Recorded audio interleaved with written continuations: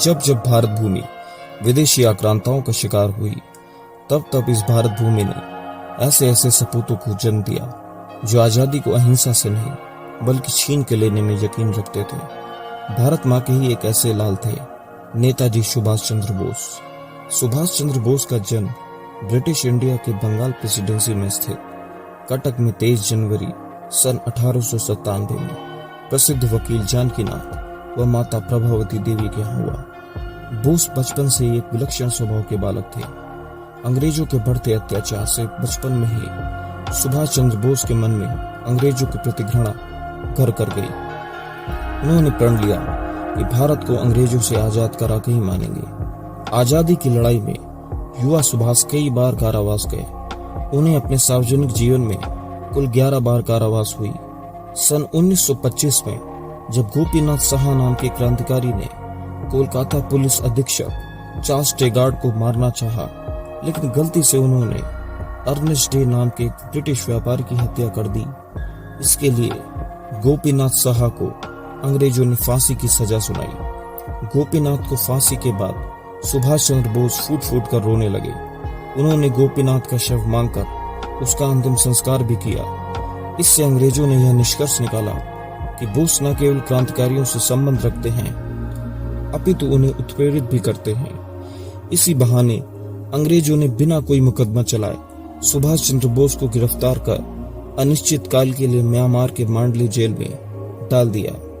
पिता जानकीनाथ बोस ने सुभाष के ये बागी तेवर देखते हुए उन्हें लंदन आईसीएस की पढ़ाई करने भेज दिया। सुभाष ने अपने पहले ही प्रयास में आईसीएस में उत्तीर्ण होकर ये कहते हुए इस्तीफा दे दिया कि ये अंग्रेजों का भारत में अत्याचार में उनका साथ देना होगा और वे भारत की स्वाधीनता के लिए कुछ भी करेंगे।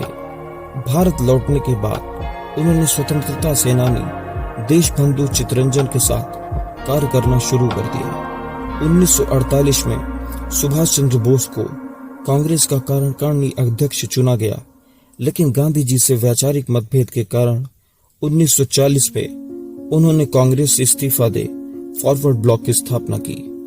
द्वितीय विश्व युद्ध के दौरान अंग्रेजों को यह आभास हुआ कि सुभाष चंद्र बोस को मुक्त रखना सबसे बड़ी गलती हो सकती है। इसीलिए अंग्रेजी सरकार ने उन्हें उनके ही घर में कैद कर पुलिस का कड़ा पहरा बिठा दिया।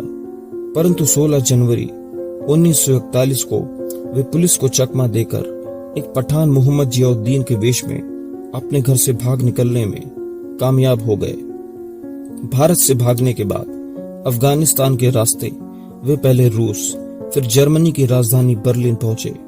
जर्मनी में 29 मई सन 1942 के दिन जर्मनी के शासक एडोल्फ हिटलर से मुलाकात की। वे जर्मन पनडुब्बी में बैठकर अफ्रीका में हिंद महासागर के पास स्थित मेडागास्कर में पहुंचे। वहां से वे तैरकर जापानी पनडुब्बी तक पहुंचे। ये विश्व युद्ध के दौरान ये किन्हीं दो देशों की नौसेना के बीच नागरिकों की एकमात्र अदला बदली थी। द्वितीय विश्व युद्ध में जब अंग्रेज लड़ाई में व्यस्त थे, तब सुभाष चंद्र बोस ने जापान के सहयोग से आजाद हिंद फौज की स्थापना की। उनका नारा था कि तुम मुझे खून दो, मैं तुम्हें आजादी दूंगा, जो कि भारतवासियों के बीच खूब प्रचलित हुआ। उन्हें भारतवासी नेताजी के नाम से संबोधित करने लगे। सुभाष चंद्र बोस की आजाद हिंद फौज ने जापान द्वारा पकड़े गए अंग्रेजी भारतीय फौजियों को भर्ती करा और झांसी की रानी रेजिमेंट की स्थापना की। आजाद हिंद फौज ने अंडमान निकोबार में आक्रमण कर उसे अंग्रेजों की कैद से आजाद करवा लिया। 21 अक्टूबर सन 1943 के दिन नेताजी स्वाधीन भारत की अंतरिम सरकार की स्थापना की। इसके बाद आजाद हिंद फौज ने पूर्वी भारत में स्थित इम्फाल और कोहिमा पर आक्रमण किया, परंतु द्वितीय विश्व युद्ध में जापान की हार की वजह से उन्हें पीछे हटना पड़ा। नवंबर 1945 में दिल्ली के लाल किले में आजाद हिंद फौज पर चलाए गए मुकदमे से सुभाष चंद्र बोस की लोकप्रियता शिखर पर पहुंच गई। संपूर्ण भारत में आजादी की लहर से दौड़ पड़ी। माताएं अपने बच्चों का नाम सुभाष चंद्र बोस के नाम पर रखने पर गर्व का अनुभव करने लगी। आजाद हिंद फौज के माध्यम से जी का प्रयास प्रत्यक्ष रूप में भले ही सफल न हुआ हो, किंतु उसका दूरगामी परिणाम हुआ। रॉयल इंडियन नेवी में विद्रोह इसका एक उदाहरण है। आजाद हिंद फौज को छोड़कर दुनिया में ऐसा कोई दृष्टांत नहीं है जहां 30-35 हजार युद्धबंदियों ने संगठित होकर देश की आजादी के लिए संघर्ष छेड़ा हो।